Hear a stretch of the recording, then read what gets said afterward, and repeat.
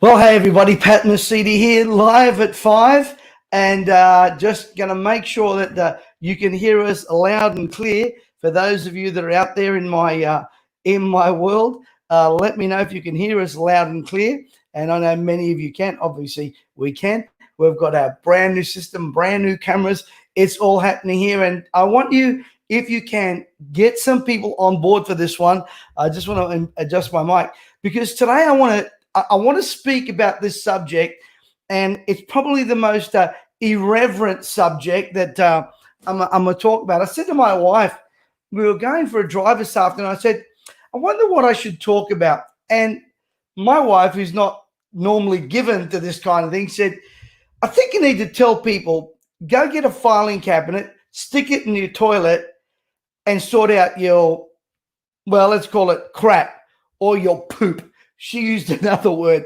But how true is that? We're living in a culture right now, in this woke culture, that, people go to McDonald's, put on weight, they want to blame McDonald's, so we sue McDonald's. They can't help their smoking, so they're suing a tobacco company. They go to the supermarket, put on weight, they're going to sue the supermarket. They want to sue the police. They want to defund the police. They want to tear down statues, all because a lot of them, listen to me very carefully, a lot of people haven't got their sorted. You haven't got your crap sorted out. So what you do is you look for blame. Do you know what? I really believe you're not woke, you're broke. You're broke up here. When you have to tear down things to get your way up, I'm telling you, you do not have your spirit under control. And you've got to sort out your stuff. In our culture, it seems that right now, socialism and activism wants to force things upon people. Now, I'm not speaking about racial injustice here. And you hear me well and clear. If you think I'm speaking about that, you're kidding yourself. But if that area of our world is out of balance, you're not going to get justice by acting in injustice. You're not going to get wealthy by taking away what belongs to someone else. You want to get wealthy? Get a job, start a business, create opportunities for yourself, get off your rusty dusty and get a life. The reason why you're not prospering financially is your own fault. There's myriads of opportunity out there, and blaming others is not going to help you. Blaming the rich man rather than learning from the rich man is not going to help you. Blaming your parents, your upbringing. My goodness gracious me. Let me tell you something. There was a family where the father was absolutely perfect, and one of his sons rebelled and took a third of the angels with him. What issue did Satan have against God? Do you know, it's easy in our culture to point the finger of blame. Do you know what? Let me just say something while I'm on the subject, on this subject of God. Contrary to what people say to you, and I'm going to make some people mad, and then I'm going to get into the body of my message. God does not love everybody the same. No, he doesn't. He said, Jacob I loved, Esau I hated. Why would God not love his children more than those that don't? God says, you draw me near me, I'll draw near to you. Secondly, God does not give the same opportunities to everybody. Well, let me show it to you. Faithful in the least, you'll be faithful, you'll be given much. If you're faithful in the little, you'll get much. One day, God gives, or the master gives 5 talents to one, 3 to another, and 1 to another. The guy with the 5 doubles it, brings back a return. The master goes, wow, that's awesome, thank you. The one with the 3 does the same. The one with the 1, he's a woke culture guy. He starts blaming. I knew you were a hard man, reaping where you did not sow. Reaping where you did not sow. He just gave you a year's worth of wages. And the master looked at him and said, you're a wicked and lazy slave. That's the real issue. And the problem with our culture today, hear me, is we don't want to sort our crap out. We don't. You want to blame McDonald's for you're overweight, but you go there 3 times a week. It's interesting how we want to blame governments. Can I just say to you, you must take responsibility. I'm going to give you some keys on how to do that. The other night, my wife and I were watching a show called My 600-Pound Life, and it's so sad. My heart just breaks for these people that are just so overweight. And this wonderful doctor is willing to perform surgery to help them, but he requires of them to do something. You go and lose 50 pounds first. And this particular lady kept coming back with excuses and excuses, and she blamed her partner leaving her in the middle of this thing, and then blamed someone, and she's hiding food from the cameras as if the camera can't see it. The doctor comes back and says, you know what? You don't want help. Yeah, I do. Yeah, I do. And she starts telling about her boyfriend leaving her and the pressure she's gotten, her abuse, and the 4 kids she's had, the 4 men. And the doctor comes back and says, you don't want to get well. Food is killing you. Let me ask you a question. What's killing you? I can assure you it's not the government. It's not your boss. It's not the white man or the black man. It's your mindset. The one thing that we got to deal with. And in this thing, the doctor is shaking her up to the point where he says, I'm not giving you any more chances here. And this gracious man finally does. You see, we need to get a filing cabinet. And in that filing cabinet, don't have these things in it. Blame, unforgiveness, the race game. Remember O.J. Simpson? Nothing's changed. I was talking to a great friend of mine this morning. I've been around this block now I've been 62 years on this planet. I've seen this thing go over and over and over again. And here's the problem. The problem is not race. The problem is heart and mind. That's the problem. I just heard today that the New York City defunded the police by $1 billion. You wait and see the hell that rages in New York. And the criminals love it. And so do the left. Because when they can cause anarchy, they can move in and control. That's how it works, people. Ladies and gentlemen, we have the government cabinet. Oh, the reason we like this is the government. You know what? We've had lockdown, we've had challenges, we've had all kinds of stuff. But you know what? People are fighting over toilet paper rather than getting out there and building a business for themselves, getting into a program. We started a 30K and 30-day program where we gave people a chance to build a business online. What do people do? Suck their thumb and go on the dole. And I'm not against that, if that's what you need, if that's all you want in life. But don't go blaming. Don't go blaming government. Now, they've got to be accountable for some stuff. Take a good look inside. You can blame your ex-wife. You can blame your camera. Well, my wife doesn't submit to me. Let me ask you a question, dude. If you were you, would you submit to you? You want your wife to submit? You can't lead your own life, man. You can't even sustain a job. Not people on this Facebook, but you know what I'm talking about. And then girls are like, do I submit to my husband? Let me tell you what the good book tells of us. God doesn't ask us to submit. God asks us to die for you. 2 questions I want to ask. Number 1, sir, are you a guy worth submitting to? And number 2, girl, are you a girl worth dying for? Did you hear what I just said? Are you a guy worth submitting to? This amazing creature that God gave you. Are you worth submitting to? Or you got her running around doing all your stuff you don't want to do, treating her like a doormat? And girl, are you a girl worth dying for? You see, you got to look here, not out there. We play game, and the easiest thing to blame these days is our parents, especially if they're dead. They got no comeback.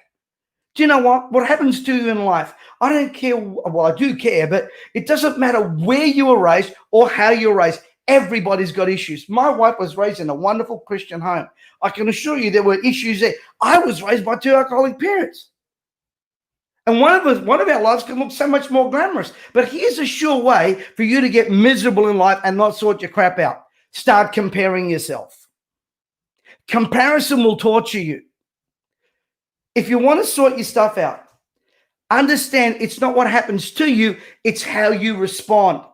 Understand, what's this? That you've got to change the narrative. Have you noticed the media's narrative keeps going on and on and on? It's almost hypnotic and it's so evil.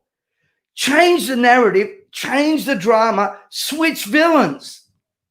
Switch villains in your head. If you want to change your world and sort your crap out, you need to look no further than here. Michael Jackson said, I'm looking at the man in the mirror. I'm asking him to make a change. If you want to make the world a better place, take a look at yourself and make a change. Selah, as the psalmist said, which means think upon it. Do you know many people out there want to blame family. They want to blame their circumstance. Can I tell you, there's no such thing as a perfectly functional family or perfectly functional society. Every society has brokenness in it. You know why? We're human beings. So how do we sort our stuff out? Are you listening? Number one, stop blaming. You are responsible. Stop the blame game. Just stop it. Regardless what someone took from you, what someone did to you, are you responsible for what happened? No. Are you responsible for racial injustice? No, but you are responsible for how you deal with it. You are responsible. Someone hurt you or whatever, you're responsible. Believe me, we've all got a story. And when we compare our stories, you kind of go, wow, your life was a lot more worse than mine. Number one, stop blaming. Number two, look deep inside and say this to yourself: I shall not kid myself anymore. My life changed the day I decided I shall not kid myself anymore. Stop the drama. Stop the narrative. Stop playing games. This girl on my 600-pound life, she played a game. Do you know what our woke culture does? Our woke culture blames, then antagonizes, causes. I'm looking at some of these people talking in the face of a policeman like this. You disrespectful, arrogant thing. You would not do that if there was not a camera turned on, and you would not do that if that man did not have his uniform on. You'd run like the coward you are. It's amazing how people get brave in packs. It's amazing how they get brave in packs. You're a coward, and that's female and male. You're an absolute coward. It's like these keyboard warriors that get out there and type stuff and put stuff on. You're so brave out there on social media, but you're a coward face to face. Just like some of you bloggers out there. You're a coward. And the only reason why you get any kind of traction in life is because people like me and my friends are successful. And your envy kills you. Your jealousy kills you.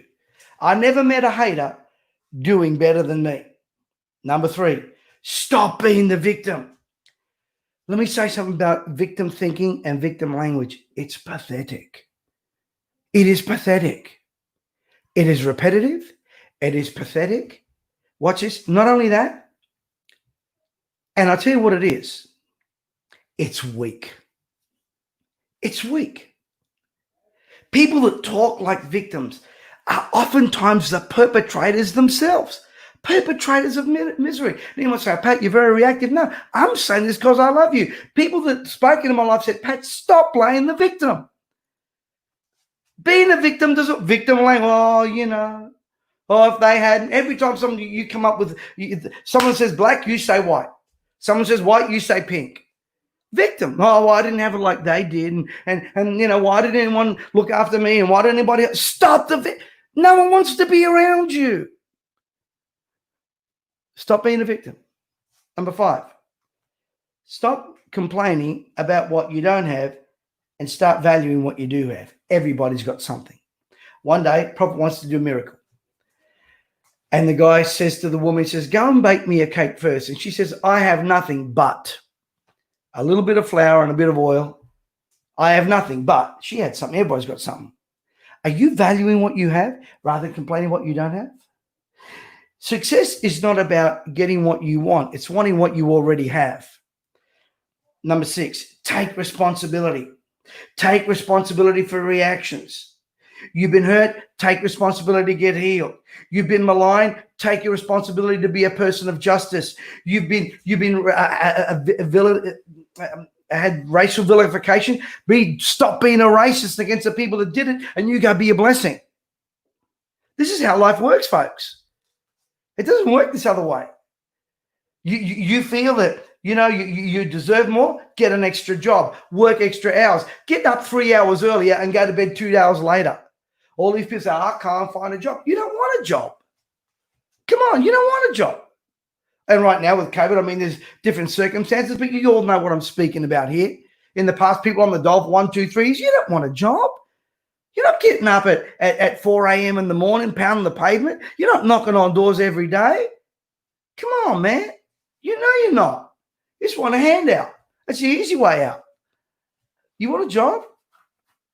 Go and work for free and give some value. Let's just start there. Take responsibility. Number 7, learn to forgive others and learn to forgive yourself.